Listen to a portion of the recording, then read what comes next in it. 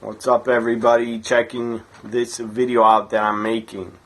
This is the year in wrestling 1997 part 5. I'm pretty sure this is part 5. Hopefully I don't have that wrong.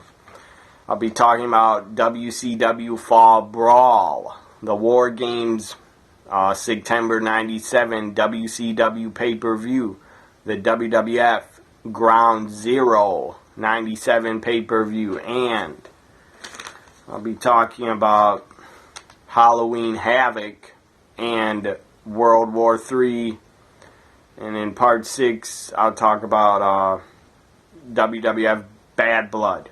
And I'll also, in this video, I will also talk about the Sting and Hogan and Hollywood Hogan build-up for Starrcade 97.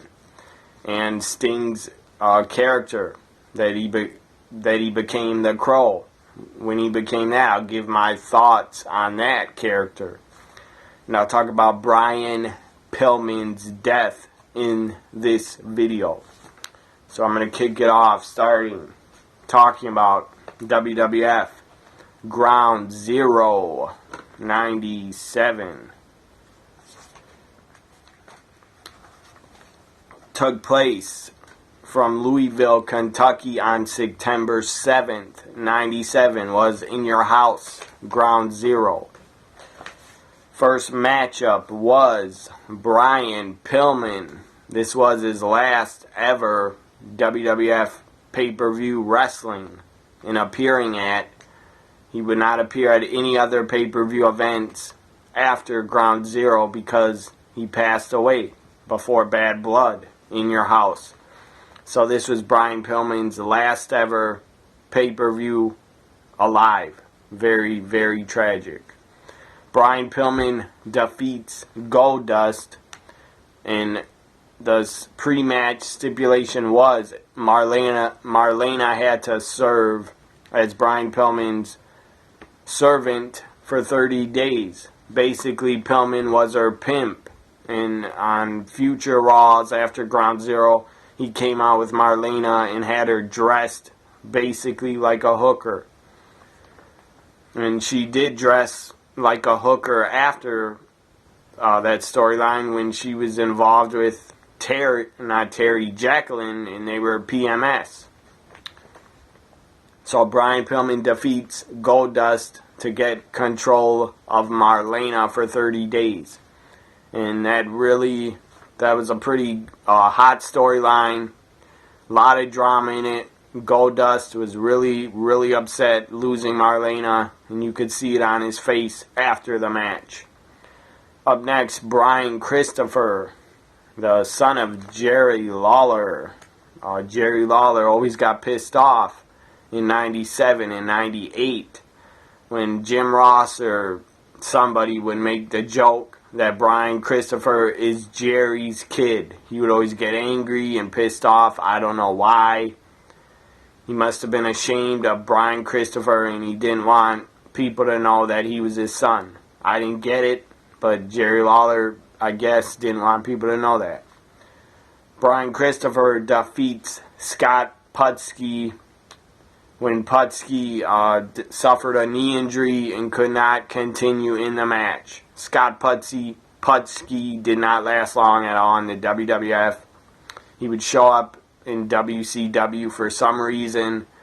In 98, WCW decided to sign Scott Putski. And he was basically a jobber on Nitro, and he just was a jobber.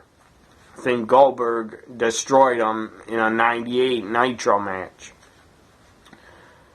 Up next was Savio Vega defeats Crush and Farouk in a triple threat match. Max Mini pinned and defeated El Torito in a midgets match. The Headbangers win the WWF Tag Team titles for the very first time in their careers. I don't think they would ever win them again. The Headbangers defeat the Legion of Doom, the Godwins, and Owen Hart and Davey Boy Smith to win the tag team titles in a 4-way elimination match. And the tag titles were vacated at the time before the Headbangers won them. Up next was the WWF Championship on the line. Bret the Hitman Hart defending against the Patriot. I did not really understand why the Patriot came into the WWF in late 97 in the summer. I didn't really get it because the guy was not around long. He was basically gone from like August or September. The Patriot was around until late October. So he was only around 1 or 2 months, and then the WWF stopped using him, so he must have had a short-term contract, very short-term, because he was only around about 2 months. So the Patriot was basically, he only worked Ground Zero in your house and Bad Blood in your house, and then he never appeared on another pay-per-view for the WWF. So Bret Hart and the Patriot, they had a pretty good match. They worked well together, I thought. Bret Hart brought the best out of the Patriot in this title match. Bret Hart wins and defeats the Patriot by submission when he locked on the sharpshooter. So Bret Hart retains. Going into Bad Blood, and he didn't defend the title at Bad Blood, but he did at Survivor Series, and that was that whole match was a mess, and it was a Montreal screw job. Last match on Ground Zero was Shawn Michaels and The Undertaker wrestled to a no contest. The match was crazy. It was a mess. You had a whole bunch of superstars come out to the ring to try to break up the fight between HBK and Taker. And then Taker dives over the top rope. I always thought that was super impressive when he would do that. Dives over the top rope on top of like 12 guys that caught him, and he took them all out. That was pretty awesome. Taker even press slammed Shawn Michaels and slammed him on his back on the ramp. That definitely did not help Shawn Michaels in his future back injuries. Or the back injury that he suffered in '98 at the Royal Rumble, because he landed wrong and his back hit the end of the casket. So that was Ground Zero in your house. Pretty good pay-per-view. The crowd was a pretty damn good crowd. They were into it, so that made the show better, but it was just an okay pay-per-view. I'm not going to say it was bad because I don't think it was, but it was just okay. You also had Jim Ross interview the injured Stone Cold Steve Austin. He was a former tag champ with Dude Love, and Stone Cold stunnered Jim Ross at Ground Zero, and then Dude Love came out and tried to break it up and got on top of Jim Ross. That was great. Crowd loved it when they saw Stone Cold stun good old JR. And stunning JR, that got a huge reaction. The fans loved it. So Stone Cold really could do no wrong. The guy was getting cheered no matter what he would do, heel or face. So that was Ground Zero. Now I'm going to talk about WCW Fall Brawl. Took place September 14th, 1997. From North Carolina again. Winston-Salem, North Carolina. First matchup was pretty good. Eddie Guerrero defeated Cruiserweight Champion Chris Jericho to win the Cruiserweight title. Up next was a tag team match. The Steiner Brothers defeat Harlem Heat. This was also an entertaining, pretty good tag match. I enjoyed it. Up next, television champion Alex Wright defeated the Ultimo Dragon. Jeff Jarrett defeated Dean Malenko. Mortis and Wrath defeated Meng and the Barbarian. The Giant defeated Scott Norton. Scott Norton was part of the NWO at the time. Lex Luger and Diamond Dallas Page defeated Macho Man Randy Savage and Scott Hall. And I believe Larry Zbyszko came out to the ring and got involved in that tag match. And cost or pushed Scott Hall or something like that. And Scott Hall got rolled up 1, 2, 3 by DDP to cost them the match. Up next, Larry Zbyszko in that tag match made the 3 count and to screw the NWO, to screw Randy Savage and Scott Hall. And that would set up a Scott Hall, Larry Zbyszko match at Starrcade 97. So they were in a feud for a short time before Starrcade. Marcus Bagwell, Buff Bagwell, Conan, Six, and Kevin Nash, Team NWO, in the War Games, taking on the Four Horsemen, the team of Chris Benoit, Kurt Hennig, Steve McMichael, and Ric Flair. This was a War Games match. It was a Four Horsemen versus this, the NWO.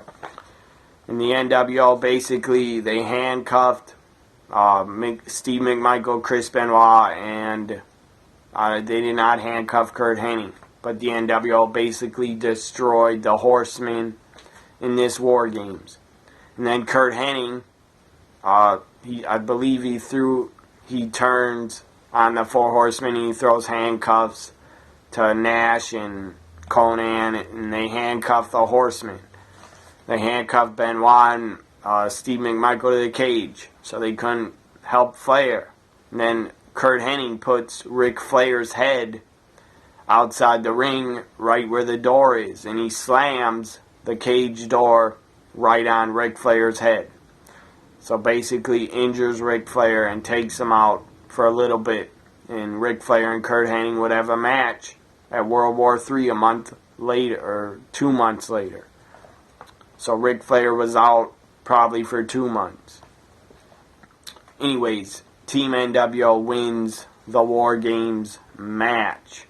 And Ric Flair then got his head slammed in the door by the turning Kurt Hennig. He turns on the Horseman. He was supposed to be a Horseman member, where he joined on Nitro and shaked Arn Anderson's hand and said it would be an honor to be in the Horsemen. Well, he turned on the Horsemen to join the NWO. Like a lot of guys did in WCW 97, you had too many new members joining the NWO. It got ridiculous.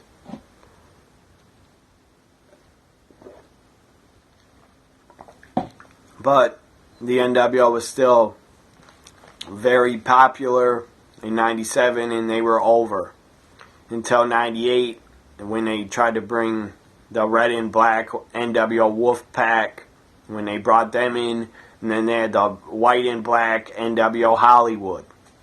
Well, then the NWO storyline just got boring and nobody cared anymore. It just dragged on way too long into 98, and the NWO was still over, but the NWO storyline started dying a slow death, and it was sad to watch. Anyways, after, I believe, I don't know when, probably September 98, the NWO really wasn't around anymore until they came back together in January 99. So that was Fall Brawl 97. It was a pretty good pay-per-view event. I enjoyed it. I'm not going to say it was the best because it wasn't, but it was pretty good. And it was entertaining. Now I'm going to talk about WCW Halloween Havoc 97. Took place from Vegas again on October 26th, 97. First match, Eugenia Nagana defeats the Ultimo Dragon by submission. Chris Jericho defeats Grado, whoever the hell that is. I think he's a Japanese wrestler. Or Gato, or Grado, whatever the hell his name is. Rey Mysterio defeats Cruiserweight Champion Eddie Guerrero in a mask versus title match. What can I say about this match between Eddie and Rey at Halloween Havoc in '97 was awesome. It was epic. I mean, they worked so well together. It was ridiculous. And the match was very, very good. And it was awesome. I enjoyed it a lot. So Eddie and Rey definitely at Halloween Havoc '97 was the match of the year in WCW. It was a great match. And Rey's mask, I think, got even ripped during this match. But he won, and he wins the Cruiserweight title. And even in their WWE run, years later, Eddie and Rey still put on good matches against each other. They just had that chemistry, and they worked super well together. Up next was Mortis and Wrath defeating the Faces of Fear. The Giant. No, what the hell? That was a match from Fall Brawl. I apologize. After Eddie and Rey at Halloween Havoc was Alex Wright with Deborah McMichael. Later on, she would go to the WWF a year later just as Deborah and manage Jeff Jarrett in October '98, but this was October '97, so Deborah was still in WCW. And I never thought she was attractive in WCW. I'm not saying she was ugly, because she was not. But when she did get in WWF, when she came in WWF, she got a tiny bit better looking. In my opinion, she got hotter looking. I don't know how old she was at the time. She's probably 37 or 38, close to 40, probably when she was signed by WWF. But if you look good and you're 40 or over 40, I don't care. If you look good, I'll say you look good. In my opinion, Deborah, in her WWF run, she looked pretty good. Her face wasn't perfect looking, but I didn't care. And the one thing that attracted me to Deborah is her puppies. She had great looking puppies. Obviously, I'm sure it was a boob job, but they were great fake tits that Deborah had. So that was one thing that her puppies definitely got her over in the Attitude Era, and the fans loved her because she showed them off a lot. Up next, after Alex Wright defeated Steve McMichael, Jacqueline. A year later, Jacqueline would be in the WWF. Well, this was '97 still. Jacqueline defeats television champion Disco Inferno in a non-title match. I felt bad for Disco having the job to a woman, but Jacqueline is tough as hell, and if somebody told me I had the job to her, I would do it, because she's tough as hell. I wouldn't have any problem jobbing to a female. I wouldn't have a problem at all losing to a female if they're a great, great wrestler and tough. Up next, U.S. champion Kurt Hennig defeats Ric Flair by disqualification. I forgot that Ric Flair worked Halloween Havoc '97. He obviously did. I thought he was out until World War III, but I was wrong. So Kurt Hennig defeats Ric Flair by disqualification. Larry Zbyszko, Lex Luger and Scott Hall wrestle to a no contest, and Larry Zbyszko was a special guest referee.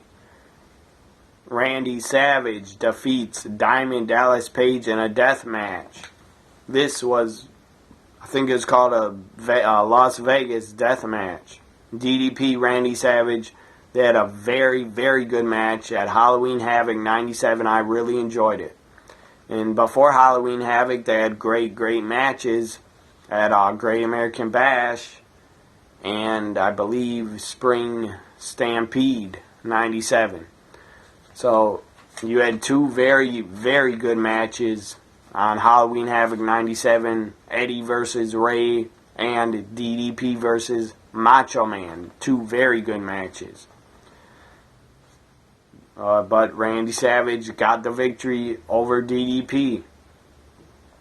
The main event was a Thunderdome cage match. It was a giant cage that WCW used for the Chamber of Horrors at Halloween Havoc 91. This was 97. The cage just looked weak as hell. It looked very weak and stupid, and it just looked bad on pay-per-view. The cage looked bad. It looked like it was plastic or aluminum. It just looked cheap as fuck. For that cage to be used as a main event for Halloween Havoc 97 was a stupid, dumb, idiotic decision. They should have just used a steel cage, the old steel cage. Anyways, the main event, if you compare Halloween Havoc's cage match with Hogan and Piper, it could not compare to what the WWF did in October 97 and having the first Hell in a Cell match between Taker and Shawn Michaels. You cannot compare what Shawn and Taker did to Hogan and what Hogan and Piper did, because what Hogan and Piper did inside that cage was not good at all. It was not very good at all. So, Roddy Piper defeats Hollywood Hulk Hogan with a sleeper hold in a non-title cage match. Again, Piper defeats Hogan in 97. This was towards the end of 97. Piper defeated him Starrcade 96, Super Brawl, or I think Super Brawl 97 he lost. But he did, I think he lost, let me read here. Hulk Hogan defeated Roddy Piper at Super Brawl earlier in 97 after Macho Man interfered. But Piper again, Halloween Havoc, beats Hogan with a sleeper hold. So Piper, in his career, he owned Hogan in the ring. Hogan never defeated him 1, 2, 3, except for at Super Brawl 97. And that was by interference. It wasn't a clean win. So that was Halloween Havoc 97. It was very good, except for Hogan versus Piper in that god-awful, weak-ass looking cage. You can't compare their cage match to what Shawn and Taker did in the first Hell in a Cell. Was epic, and it just blew WCW Halloween Havoc. In that cage match, it blew it out of the water, and it killed it. And it owned it. Hell in a Cell versus Halloween Havoc 97 cage match. Hell in a Cell owned WCW in their cage match. So that was Halloween Havoc 97. Again, it was a good pay-per-view except for Hogan versus Piper. No disrespect at all to Roddy Piper. I love the guy. I loved him. He's one of my favorites. And it sucks. It really sucks that he's gone. So I'm not saying that Roddy Piper was a bad wrestler at all. I'm just saying Hogan and Piper at Halloween Havoc 97 was not very good. Now I'm going to talk about WCW World War 3 97. Took place November 23rd from Auburn Hills, Michigan. First match was the Faces of Fear defeating Glacier and Ernest the Cat Miller. Television champion Perry Saturn defeated Disco Inferno by submission. Eugene Nagana, however you say his name, defeated the Ultimo Dragon. World Tag Team Champions, the Steiner Brothers, defeated Dave Taylor and Lord Steven Regal. Raven defeated Scotty Riggs in a no disqualification match.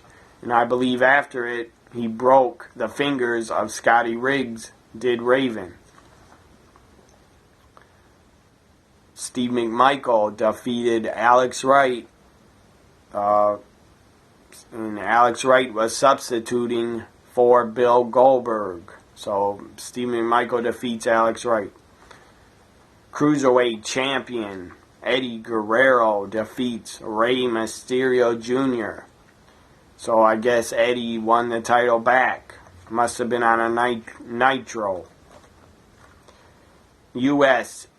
Champion Kurt Hennig defeated Nature Boy Ric Flair again for the U.S. title to retain it.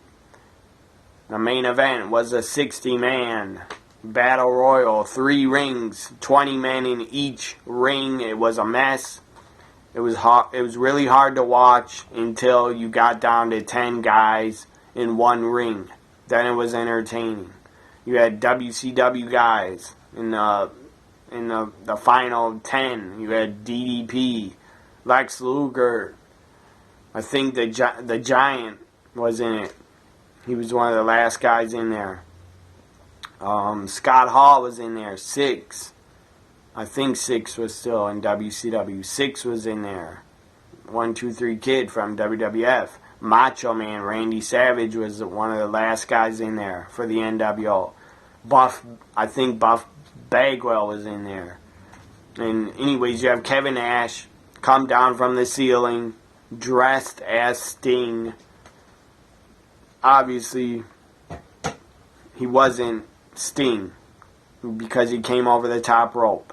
And you could tell he was really tall, and it did not look like Sting, but he was wearing a Sting mask, so nobody really knew yet until he had a baseball bat and he hit the Giant in the back with the baseball bat, and then the Giant goes over the top rope, and Scott Hall is the last man standing in World War III, 97.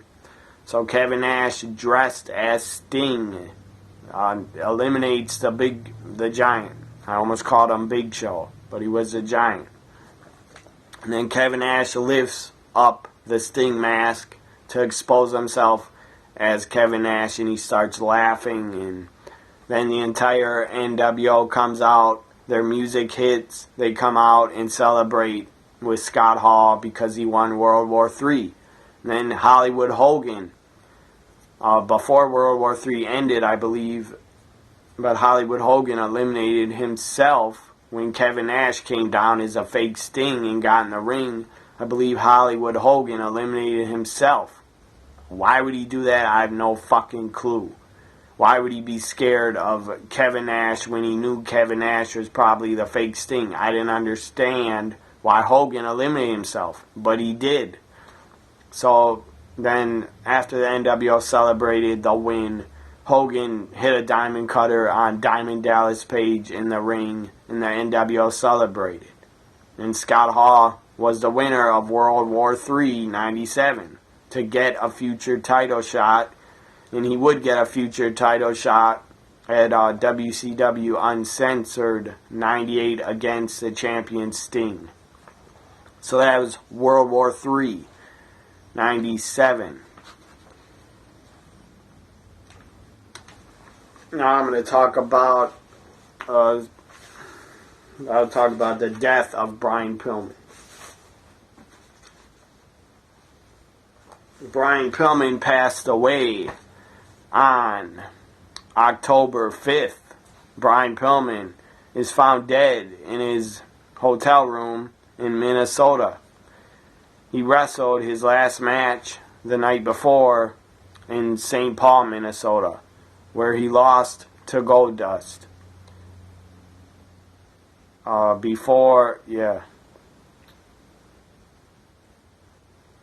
So, the day or the morning of Bad Blood in Your House pay-per-view, WWE finds out that Brian Pillman passed away the same day as the pay-per-view. I'm sure a lot of people in the WWF were shocked and saddened by the passing of Brian Pillman. I'm sure Stone Cold Steve Austin was really upset. He was one of the best friends of Brian Pillman. I'm sure Jim Ross was very upset. He was a good friend of Brian Pillman. And but he didn't die of a drug overdose. It was not due to drugs. I believe it was due to a heart attack, because his heart was enlarged or something was wrong with his heart that he didn't get checked on or he didn't know about. So Brian Pillman passed away, but it was not from drugs like the fucking media. Every time a wrestler dies, the stupid media always wants to attach drugs to their death, which is wrong.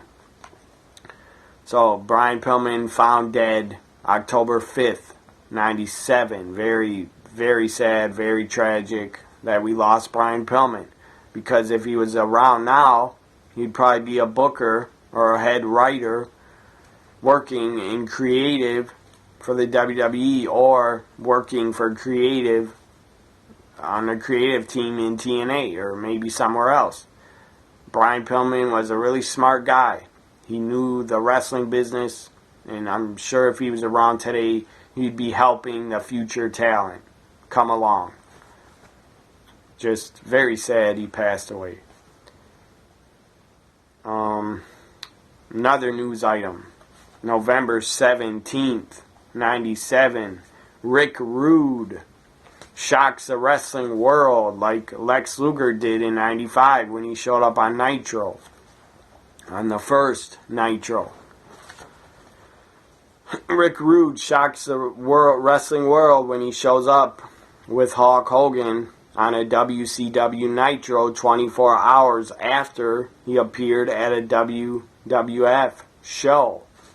So on the same night, Rick Rude appeared on Monday Night Raw, which was taped. It was a tape show, and then he appeared live on WCW Nitro. So good for WCW that they pulled off that surprise, and they got Rick Rude to appear on their show live.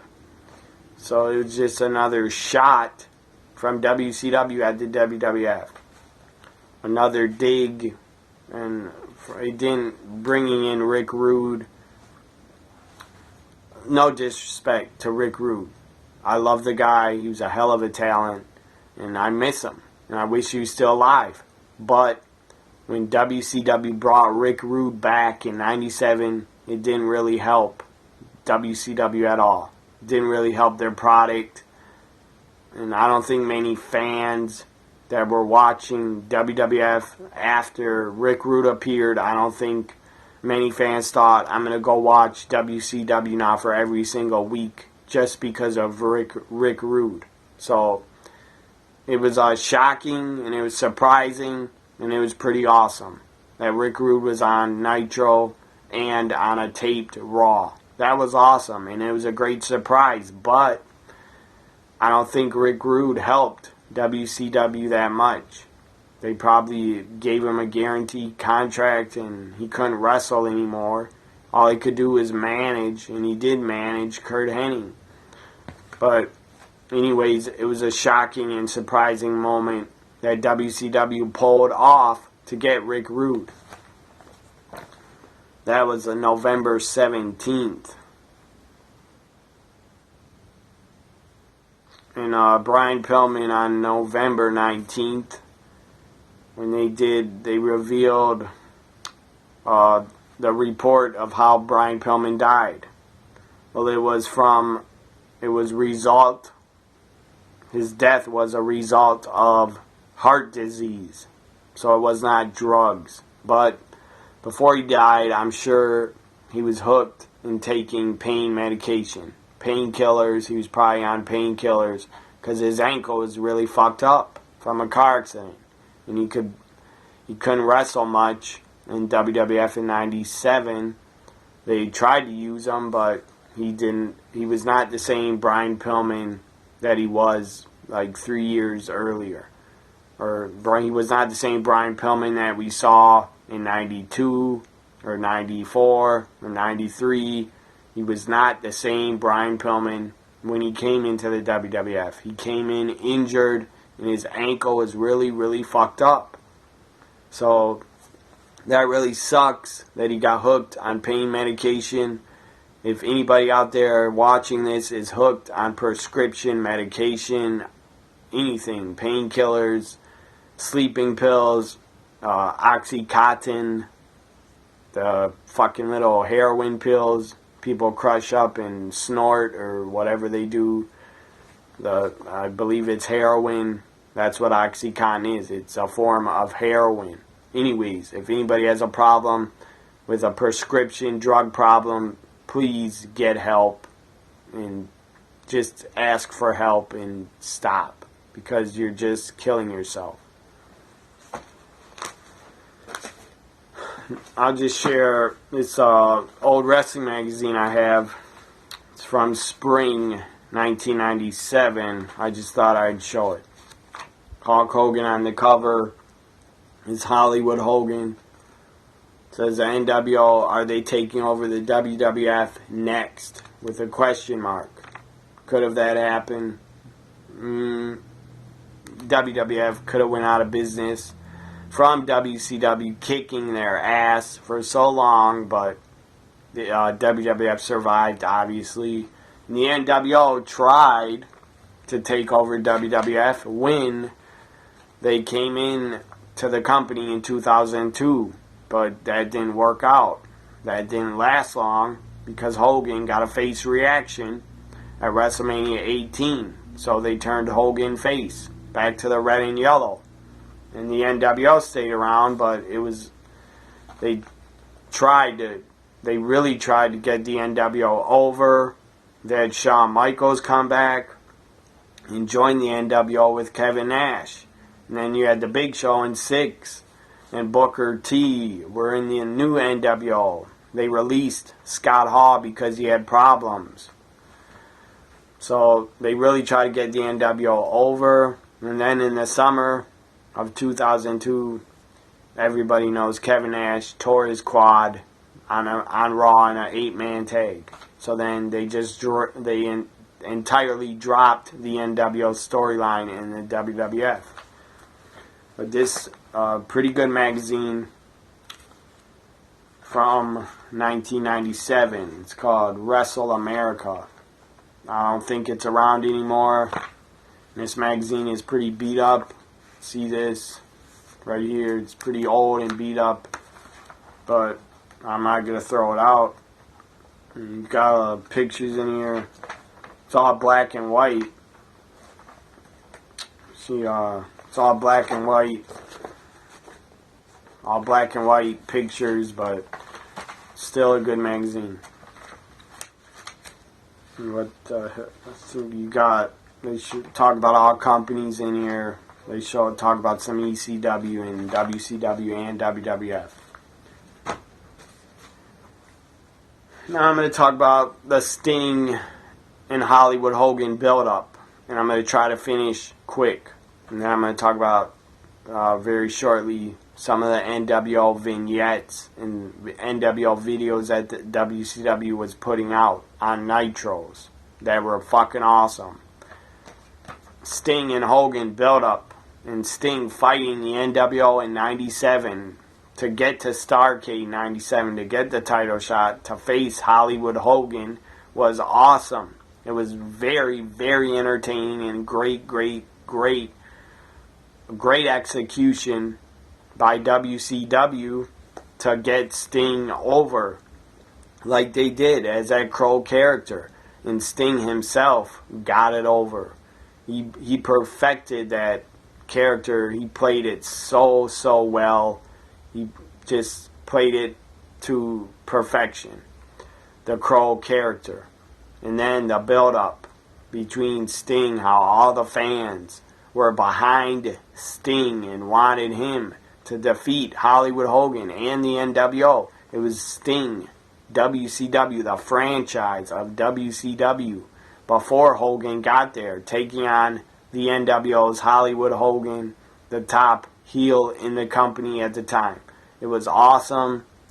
And the match at Starrcade 97 was not very good between Sting and Hogan, but the build-up was awesome, and Sting's Crow character was so damn good. And he played it so damn good in WCW that they perfected it. What they had Sting do on Nitros and pay-per-views before Starrcade was great. It was just awesome, great television to watch, and great wrestling storytelling to watch. Now I'm going to talk about the, let's see if this will be the last thing I'm going to talk about, because this video is pretty long. NWO. Before I talk about their little segments and vignettes and videos, I just thought I'd mention this because I think it's really funny. Every time on Nitro, late 96 into 97, when the NWO would come out on Nitro and their music would hit, the announcers wouldn't say much. But Bobby Heenan, he would always say, and it always makes me laugh, it still makes me laugh to this day. He said it, I watched an Nitro 2 days ago, and Bobby Heenan said this, and it made me still laugh. NWO music would hit, they'd come out on the stage, and Bobby Heenan, the announcers would be silent. Only Bobby Heenan would say this. NWO music was playing, and Bobby Heenan, or right when it would hit and start playing, Bobby Heenan would go, "See ya!" Like he was going to bail out and basically leave the commentator's table and leave because he's scared of the NWO. That was just funny as hell for Bobby Heenan to say that. And I always thought on commentary, Bobby Heenan, fucking genius. The guy's funny as hell. I just thought I'd share that.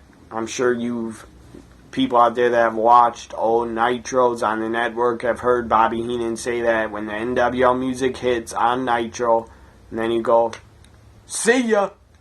Funny as hell. Classic. Great, funny, classic stuff.